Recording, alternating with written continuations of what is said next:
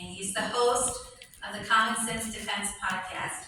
He is an expert in national security issues and focuses on educating everyday Americans about the importance of China's global expansion and its impact on families and children.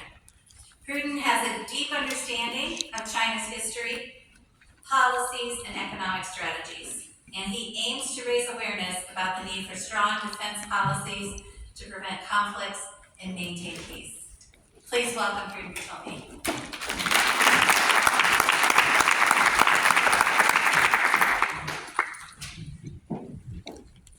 Thank you, Natalie. I appreciate that immensely. I'd like to thank Natalie again for her introduction. You're always ahead of the time in the game, and you're doing a great job. I appreciate the wonderful support from the Iowa Illinois NDIA chapter. Logan, thank you for your input and support as well. I know it's going to be a great conference because your attention to detail is amazing. I'd also like to thank my wife, Tasha, for 28 years you waited for me, Tasha. 28 years. She is the mother of 6 children, our 6 children.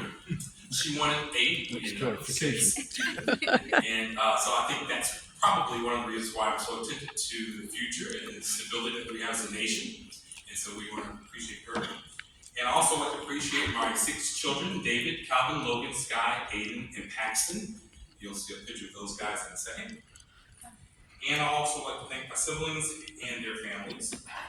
And then also I'd like to thank my team of supporters for the time and treasure, their time is treasured to put so much effort into this effort as well.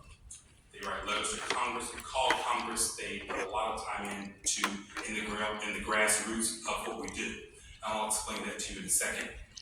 Finally, I'd also like to thank my mom, Fanny S. Pruden, who gave me the love of scholarship, and who also sat in a hot car when I was a teenager at NASA Langley Research Center, while I was inside talking to the engineers about an aircraft design that I had put together. And I would also like to thank my dad, Calvin Pruden Jr., who also encouraged me to push the envelope and always has a supportive word for each and every project that I'm involved with. With formalities aside, let's get started. First, I want to review the agenda, and then we'll get started on China analyze the risk of falling behind foreign technology.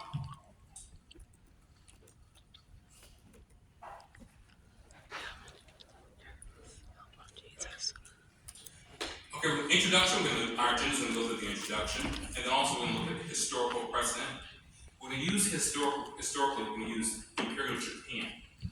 I think in looking at how the Imperial Japan model goes from 1853, I want to kind of draw a bead there for you, so we can look at that and we're going to pair it up with what's going on with Communist China.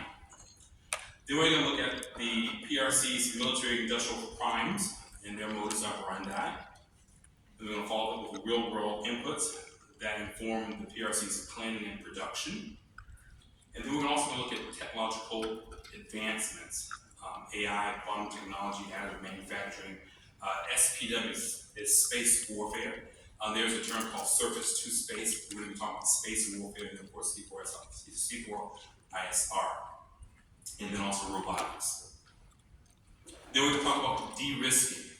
So if we are facing the risk of going to war with China and the technology they have, how